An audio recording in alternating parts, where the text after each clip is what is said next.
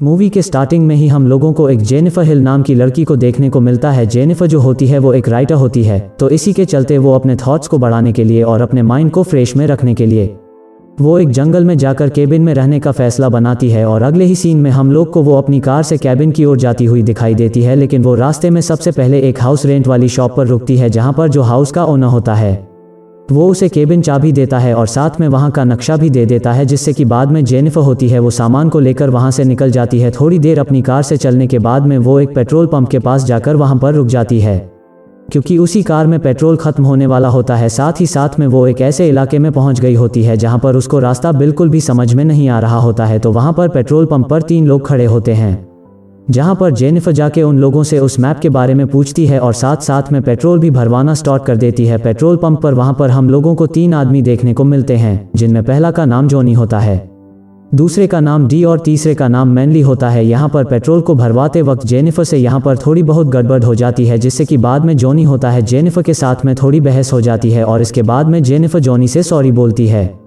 और अगले ही पल में जेनिफर वहाँ से तुरंत निकल जाती है। वो ये सोचती है कि यहाँ पे जितना जल्दी हो सके मुझे निकलना चाहिए और वो अपनी कार में बैठ के सीधा केबिन की ओर अपनी यात्रा को स्टार्ट कर देती है और वो सीधा अपने केबिन में जाकर रुकती है। जेनिफर वो अपने केबिन में वहाँ पर काफ़ी देर आराम करती है, यानी कि वो थक चुकी होती है। लेकिन थोड़ी देर बाद जेनिफर को वहाँ पर काफ़ी ज़्यादा अजीब लग रहा होता है। उसे ऐसा फील हो रहा होता है कि शायद उसके ऊपर कोई नज़र रख रहा है। वो आसपास में जाकर थोड़ा बहुत चेक करती है क्या कोई मेरे ऊपर नज़र रख रहा है या फिर नहीं, यानी कि उस नल से काफ़ी ज़्यादा गंदा पानी निकल रहा होता है, जिससे कि बाद में जेनिफर मैथ्यू नाम के एक प्लम्बर को कॉल करती है और उसे यहाँ पर नल को ठीक करने के लिए बुलाती है। अगले सीन में हम लोगों को दिखाई देता है कि मैथ्यू नाम का एक प्लम्बर जो कि वहाँ पर जेनिफर का नल ठीक करने के लिए आया होता है और काफ़ी जल्दी उसका नल ठीक भी कर देता है, जैसे कि बाद में जेनिफर मैथ्यू के काम से इम्प्रेस हो जाती है और उसे किस भी कर देती है। लेकिन यहाँ पर जो मैथ्यू होता है उसका दिमाग थोड़ा कम होता है। जब जेनिफर उसको किस कर देती है तो मैथ्यू को यहाँ पर काफ़ी ज़्यादा डर लगता है। इसके बाद में हम लोग को अगले सीन में मैथ्यू अपने फ्रेंड्स के साथ में दिखाई देता है। यहाँ पर कई सारे फ्रेंड्स होते हैं और उन सभी लोगों को उस लड़की के बारे में, यानी कि जेनिफर के बारे में जो भी उसके साथ में हुआ होता है वो सब बता रहा होता है। उन सभी फ्रेंड में से एक पहले से ही जेनिफर के ऊपर नज़र रख रहा होता है। अगले ही पल में जब रात होती है तो वो सारे जो फ्रेंड्स होते हैं वो जेनिफर के घर में पहुंच जाते हैं। जेनिफर यहाँ पर इन सभी लोगों को देखकर काफ़ी ज़्यादा डर जाती है। आप जेनिफर को ये भी पता चल चुका होता है कि जितने भी लोग हैं वो वही गैस स्टेशन वाले लोग हैं। जेनिफर को यहाँ पर काफ़ी ज़्यादा डर लग रहा होता है कि आखिरकार वो लोग यहाँ पर क्या कर रहे हैं और उनके साथ क्या करने वाले हैं। स्टैनली जो होता है वो उन सभी लोगों की वीडियो रिकॉर्डिंग कर रहा होता है। अब इसके बाद में वो जितने भी लोग होते हैं वो जेनिफर के साथ में बदतमीजी करना स्टार्ट कर देते हैं, काफ़ी ज़्यादा ज़बरदस्ती करते हुए जेनिफर के साथ में दिखाई देते हैं और उसे ज़बरदस्ती शराब भी पीने के लिए उकसाते हैं। अचानक से किसी तरह जेनिफर अपने आप को वहाँ से छुड़ा लेती है और वहाँ से भागने के बारे में सोचती है।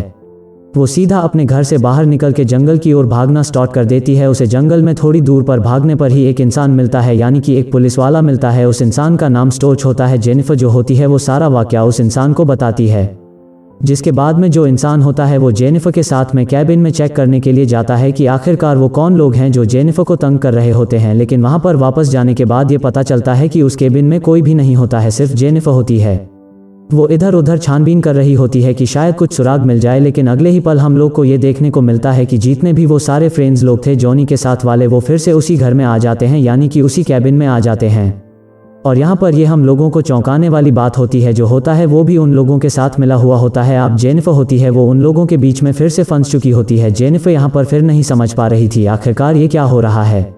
पुलिस भी मेरी मदद नहीं कर रही है और पुलिस भी इन लोगों की ही फ्रेंड निकली हुई है। अब यहाँ पर जितने भी सारे लोग होते हैं वो सारे लोग जेनिफर के साथ में ज़बरदस्ती करना स्टार्ट कर देते हैं। वो सारे लोग जेनिफर को ज़मीन में लिटा देते हैं और उसके साथ ज़बरदस्ती करते हैं, जिसके बाद मैथ्यू के साथ है वो ज़बरदस्ती फिजिकल रिलेशनशिप करवाते हैं। मैथ्यू ने ये सब पहली बार किया होता है, जिससे कि बाद में मैथ्यू की तबीयत तो काफ़ी ज़्यादा ख़राब हो जाती है। जेनिफर यहाँ पर काफ़ी ज़्यादा चिल्लाती है कि उसे छोड़ दिया जाए, लेकिन वो जो लोग होते हैं वो बिल्कुल भी नहीं छोड़ते हैं। काफ़ी ज़्यादा अभद्र व्यवहार उसके साथ करते हुए हम लोगों को दिखाई देते हैं। थोड़ी देर बीतने के बाद अब यहाँ पर पूरी तरीके से पूर्ण अवस्था में अपने घर से बाहर की ओर निकलती हैं।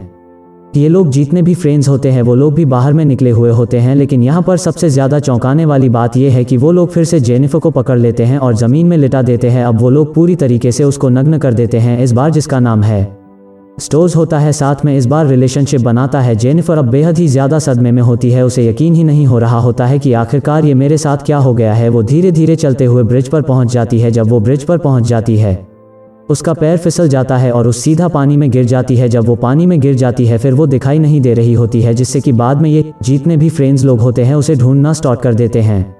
लेकिन ढूंढने के बावजूद भी वो नहीं मिलती है। अब जितने भी ये सब फ्रेंड्स होते हैं अब उनके मन में ये डर बैठ जाता है कि अगर वो बच गई और पुलिस से बता दिया तो हम लोग बुरी तरीके से फंस जाएंगे, जिससे कि जितने भी सबूत होते हैं।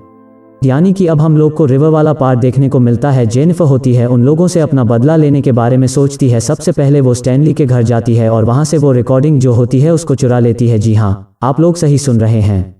स्टैनली जो होता है इसने रिकॉर्डिंग को बचा लिया होता है। स्टैनली जब ये देखता है कि जो उसकी रिकॉर्डिंग है वो कहीं चोरी हो चुकी है तो वो तुरंत वहाँ से भाग के जॉनी के घर जाता है। तो जॉनी को सबसे पहले ये बताता है कि जो मैंने रिकॉर्डिंग की हुई थी वो मैंने मिटाई नहीं थी और वो चोरी भी हो चुकी है। जॉनी जो होता है वो ये सब सुनकर काफ़ी ज़्यादा परेशान हो जाता है। अगले सीन में हम लोगों को स्टोर्स का घर देखने को मिलता है। यहाँ पर स्टोर्स होता है जब वो अपने घर जाता है तो उसको एक वहाँ पर गिफ्ट बॉक्स देखने को मिलता है। यहाँ पर गिफ्ट बॉक्स में वही रिकॉर्डिंग होती है जिसमें जेनिफर की जो रिकॉर्डिंग होती है वही बात उसको देखने को मिलता है। स्टोर्स यहाँ पर काफ़ी ज़्यादा परेशान हो जाता है कि आखिरकार ये रिकॉर्डिंग कहाँ से आ गई। जिसके बाद स्टोर्स सीधा अपनी कार में बैठकर उन लोगों के पास में जाता है। वो तुरंत जाकर जॉनी से ये पूछता है कि आखिरकार ये क्या सब चल रहा है। यहाँ पर मैंने बोला था कि रिकॉर्डिंग को डिस्ट्रॉय कर दिया जाए, लेकिन तुमने ये रिकॉर्डिंग क्यों बचा लिया। स्टोर्स बोलता है ये मेरी गलती नहीं है, ये सारे के सारे गलती स्टैनली की है। और यहाँ पर ये सीन हो जाता है। अगले सीन में मैथ्यू को दिखाया जाता है। मैथ्यू जो होता है वो अपने घर में अकेला होता है जहाँ पर जेनिफर उसको दिखाई देती है। मैथ्यू को इस समय काफ़ी ज़्यादा सदमा लगा हुआ होता है। वो लगातार सपने में जेनिफर को ही देख रहा होता है। मैथ्यू को काफ़ी ज़्यादा अफसोस होता है जो भी जेनिफर के साथ में हुआ होता है, लेकिन इस बार ये सपना नहीं होता है, जेनिफर उसके सामने रियल में होती है। मैथ्यू जेनिफर के पास में जाता है और उसे ये कहता है कि मुझे माफ़ कर दो, मैं ऐसा बिल्कुल भी नहीं चाहता था, और उसके पास में जाकर रोने लगता है। लेकिन जेनिफर जो होती है उसके साथ काफ़ी ज़्यादा बुरा हुआ होता है, जिससे कि वो उसको बिल्कुल भी माफ़ नहीं करती है। इसके बाद में वो एक रस्सी निकालती है और मैथ्यू का गला घोटना स्टार्ट कर देती है। इसके बाद मैथ्यू बेहोश हो जाता है और ये सीन यहीं पर एंड होता है। अगले सीन में हम लोग को स्टैनली एक जंगल में दिखाई देते हैं। ये दोनों जंगल में इसलिए होते हैं क्योंकि वो लोग मैथ्यू को खोज रहे होते हैं। वो दोनों लोग मैथ्यू को खोजते खोजते एक ऐसी जगह पे चले जाते हैं जहाँ पर जेनिफर ने अपना जाल बांधा हुआ था। एंडी यहाँ पर एक घर के अंदर जाता है और वहाँ पर कुछ चीज़ें देखने की कोशिश करता है कि शायद मैथ्यू के बारे में कुछ पता चल सके। यहाँ पर बाहर स्टैनली होता है। वो थोड़ी दूर जाता है, फिर उसका पैर एक जाल में फंस जाता है। ये जाल जो होता है वो जेनिफर के द्वारा बनाया गया होता है। काफ़ी तेज़ी से वो जाल उसके पैर में फंस जाता है और वो चिल्लाना स्टार्ट कर देता है। इसके बाद से हम लोग को दिखाई देता है और एंडी के पीछे तुरंत जेनिफर आ जाती है और उसके सिर पर बैट से काफ़ी तेज मारती है, जिससे कि बाद में एंडी भी बेहोश हो जाता है।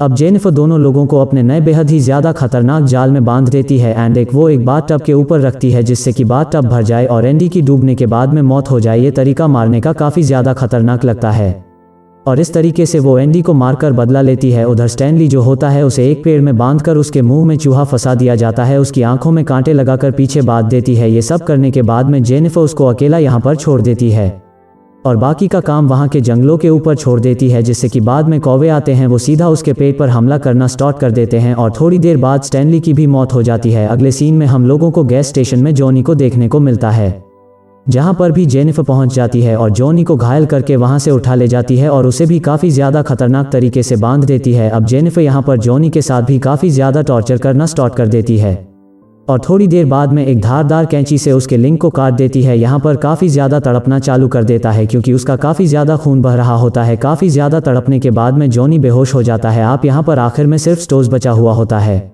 अगले सीन में हम लोग को ये देखने को मिलता है कि जो जेनिफर होती है वो स्टोर्स को भी उठा लेती है और उसको भी काफ़ी ज़्यादा खतरनाक तरीके से वो बांध देती है। यहाँ पर हम लोगों को एक ये चीज़ देखने को मिलती है कि जेनिफर का जो तरीका होता है लोगों को मारने का काफ़ी ज़्यादा डिफरेंट होता है, काफ़ी ज़्यादा यूनिक होता है। यहाँ पर जो होता है उसके पीछे जेनिफर एक शॉटगन को बांध देती है, जिसका जो ट्रिगर होता है मैथ्यू के हाथ में रस्सी से बांध देती है।